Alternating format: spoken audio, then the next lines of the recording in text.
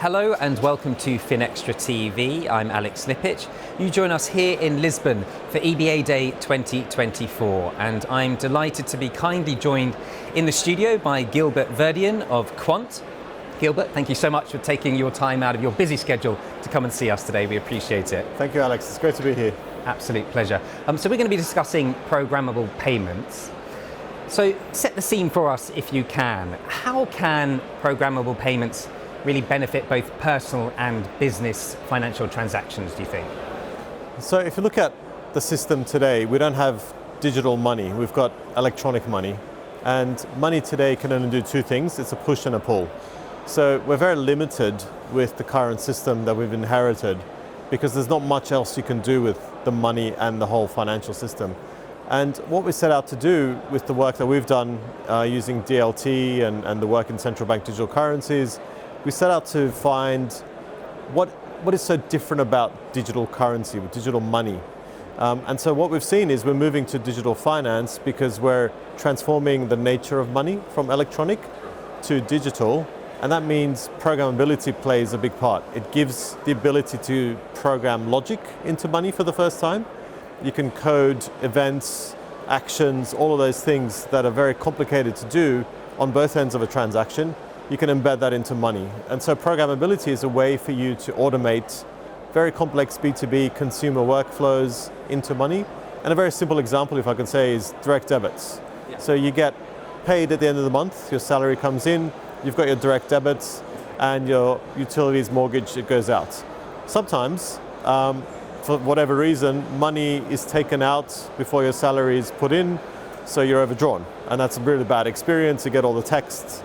So what you can do with programmability is you can say, when my salary is paid, 1 hour after it's paid, take my mortgage, take my utility, take my phone bills.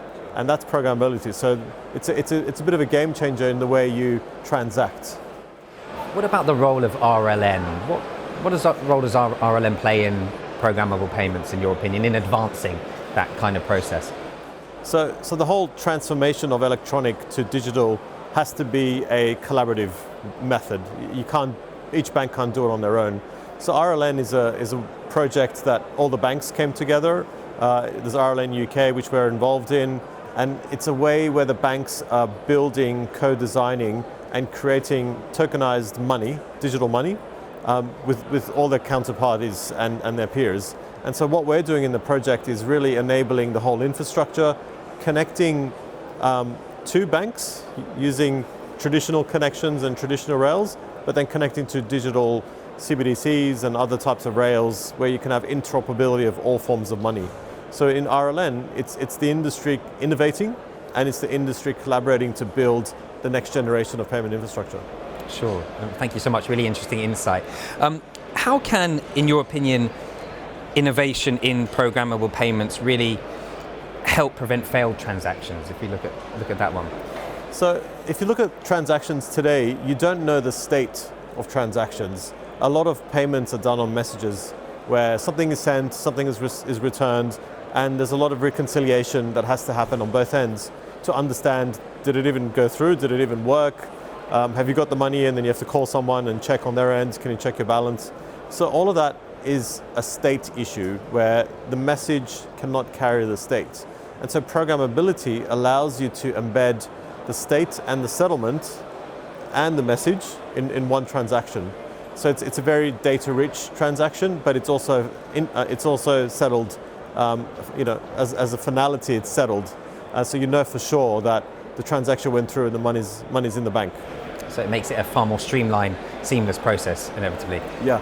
Gilbert, it's been a really interesting chat. Thank you so much for your time. We do appreciate it. We'll let you get back to the busy and buzzy event, but thank you again. We appreciate your time. Thanks, Alex. It's great to be here. Thank you. Thank you.